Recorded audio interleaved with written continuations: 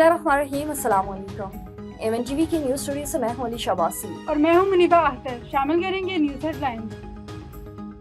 भारतीय लीडरों के मुतज़ाद बयानात के पेश नज़र पाकिस्तान अलर्ट है। हमारा पानी रोका तो ऐलानी जंग तस्वुर करेंगे। नायब वज़ीर आज़म इसहाक डार का दो टोक पैगाम, कहा सिंतास मुआहिदा यकतरफा तौर पर खत्म नहीं किया जा सकता।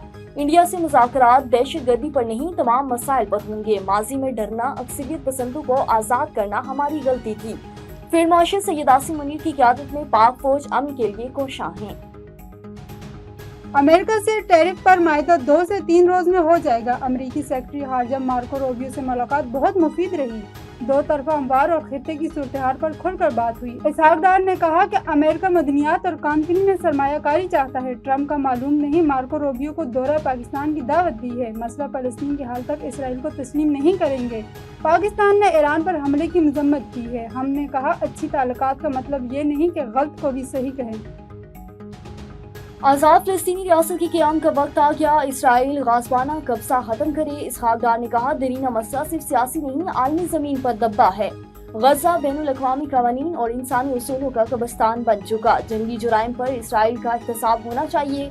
सऊदी अरब और फ्रांस की सरबराही में 2 स्टेट्स कॉन्फ्रेंस का पहला दिन।